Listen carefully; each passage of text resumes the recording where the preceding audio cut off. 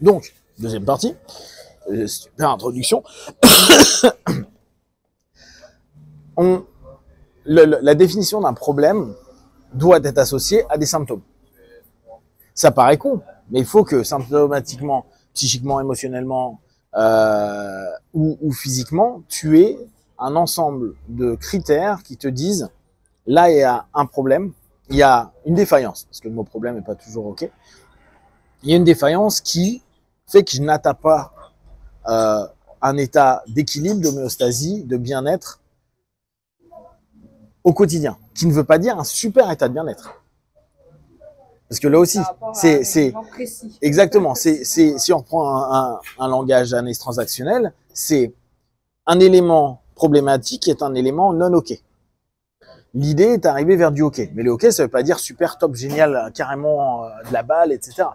Je suis dans un état, j'ai une tendance dépressive à un moment donné, qui ne veut pas dire que je suis dépressif, j'ai juste quelques marqueurs. Et ça, c'est non OK. Mon problème est d'avoir ces tendances-là. OK. Mon idée est d'arriver à, bon, bah, je me sens OK, mais la vie est pas forcément belle. Ouais, mais t'es pas dépressif. Si déjà on n'arrive qu'à ça, c'est plutôt bien. Donc, si on ne définit pas correctement un problème, on ne peut pas emmener notre partenaire à un état de neutralité. Neutralité qui serait un OK basique. Le problème, c'est que si on écoute le partenaire qui veut aller mieux, lui, il est peut-être déjà OK. En tout cas, il n'est pas non OK. Et il aimerait un OK++. Et c'est là où on peut se faire complètement embarquer par le partenaire à ne jamais trouver de solution. Et en tout cas, jamais lui permettre d'avoir la suggestion, le recadrage, le cheminement qui lui permet d'avoir un effet. Ah bah l'hypnose ne marche pas ou ma psychothérapie ne fonctionne pas. Parce qu'en fait, au bout du compte, je dors toujours 6 heures par nuit. Oui, mais vu que c'est pas un problème, ton cerveau, quand on va lui dire, ah mais tu vois, tu pourrais te coucher 1 heure avant et arrêter de lire ton bouquin ou aller tu arrêtes de regarder 2 heures avant Netflix et puis ça ira mieux. Comme ça, tu pourras te coucher 1 heure avant de ce que tu fais. Mais s'il n'y voit pas de bénéfice, parce que là, et on revient sur un grand classique, c'est bénéfice-dette. En gros, et c'est ça l'homéostasie, c'est un point d'équilibre entre bénéfice-dette. Je suis en équilibre. Il peut y avoir un peu des trucs pas top, mais en général, l'équilibre du bien va faire que ça se tient. Si on n'a pas une dette qui est suffisamment importante, bah, quel est l'intérêt de faire des efforts? C'est surtout qu'on retourne à notre état de base. Dans le subconscient, il y a quoi? Il y a économie d'énergie. Il y a notre cerveau, et là, purement notre cerveau. Je vais éviter d'utiliser de l'énergie, de l'attention et de la répétition, de la discipline, si mon bénéfice, il n'est pas OK. Qui est d'ailleurs, et je l'ai vu encore cette semaine, quelqu'un qui me disait, ah bah, moi j'ai un problème, j'arrive pas à me discipliner. Je dis, mais t'arrives pas à discipliner sur quoi? J'arrive pas à me discipliner sur des trucs que j'aimerais faire tous les jours. Est-ce que c'est vraiment utile de les faire? Non, mais ça serait bien. Et là, on revient sur l'élément fantasmé de ce que l'on aimerait être. Ça serait bien si tous les jours j'allais à la salle de sport. Oui, mais est-ce que tu en as besoin? Bah non. Est-ce que ton médecin t'a dit que tu en as besoin? Est-ce que physiquement tu as l'impression que oui, j'en ai besoin parce que j'ai pris du poids? D'accord, mais est-ce que cette dette, genre, je me sens pas très bien dans mon corps, est suffisante pour te dire, je vais tenter de gagner un bénéfice en allant tous les jours à la salle de sport? Bah voilà.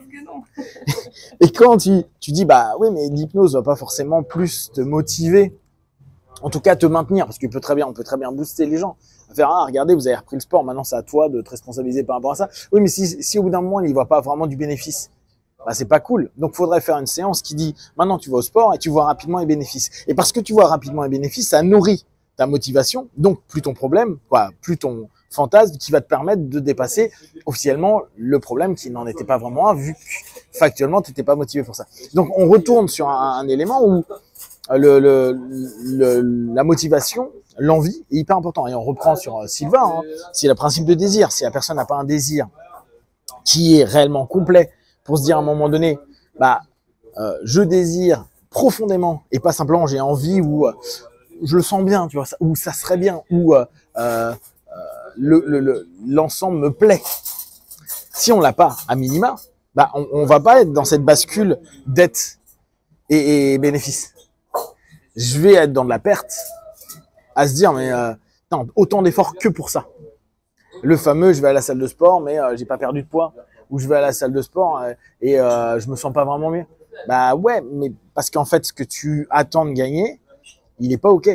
Donc, à la place d'aller travailler là-dessus, il faut aller trouver quelle est la source du problème qui fait que, je sais pas, tu as une dissonance entre tes envies et la réalité. Tu vois, il est un peu rentré sur tout le rapport fantasmatique qu'on a à la vie plutôt que à la réalisation de la vie. Se rendre compte que dès lors, et là tu as les besoins de stimulation, les besoins de rêver, les besoins de s'exprimer dans un monde interne, à se dire ce que je projette est plus sympa que ce que je vis, parce que quand je le vis, c'est pas cool. Et tant que je suis dans un désir de me dire que je peux l'avoir, et tant que donc je ne l'ai pas fait, je suis pas triste de pas l'avoir encore. Je vais me frustrer certes, mais je serai pas dans un état réellement négatif. Alors que si je commence à le faire et que je me rends compte qu'en réalité mon fantasme, il va s'exploser. Je dois aller à la salle de sport tous les jours et je vais être vraiment bien dans mon corps, dans ma vie, je vais perdre du poids. Et que tu commences à y aller et qu'en fait tu perds du poids mais t'es pas forcément plus content et t'es pas forcément mieux d'aller à la salle de sport, bah automatiquement, il y a un moment ou un autre, ça va être problématique.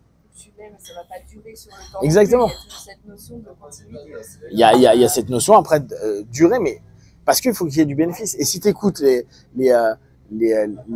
gym rats, tu sais, qui vont tout le temps, c'est que bah, au travers, par exemple, du bénéfice qu'ils vont avoir, de mettre leurs photos sur Instagram, d'entendre les gens dire ouais, t'es beau, t'es belle, c'est super, c'est génial, ou les gens qui disent ouais, c'est incroyable, t'as fité à fond, ou tes muscles ont poussé, ou je sais pas quoi, bah ils y gagnent constamment par du stroke, tout simplement.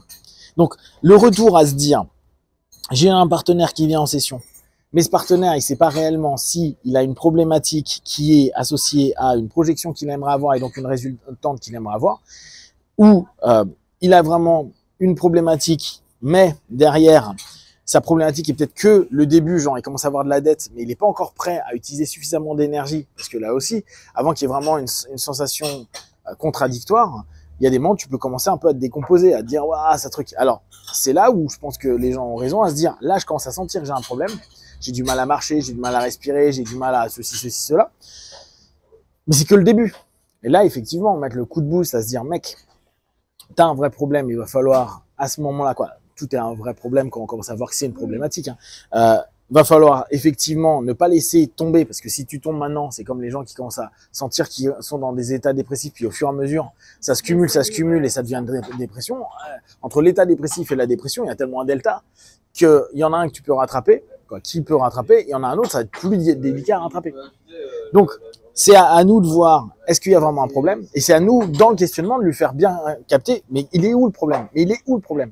Or, il faudra faire attention à la réponse sémantique, de ne pas se faire avoir par mais je suis pas content, je suis pas bien par rapport à ça. Oui, mais quel est réellement, concrètement, dans ton quotidien? Et là, n'hésitez pas à poser des exemples, de lui dire, donne-moi des exemples hyper clairs de là où ça va pas. Quand est-ce que, quand tu dors tes 6 heures par nuit, combien de fois par semaine ou par mois, tu piques du nez au milieu d'une réunion où tu oublies tes enfants, où tu oublies ceci, où tu laisses un truc cramé dans ta cuisine? Ah, mais ça m'arrive jamais. C'est quoi le pire truc qui t'arrive? Non, mais à un moment, à 9 heures, à la place de le faire à 11 heures ou à minuit, je pique du nez. Ou je m'endors, parfois je fais une sieste et genre 1h30 de trop. Quel est le problème?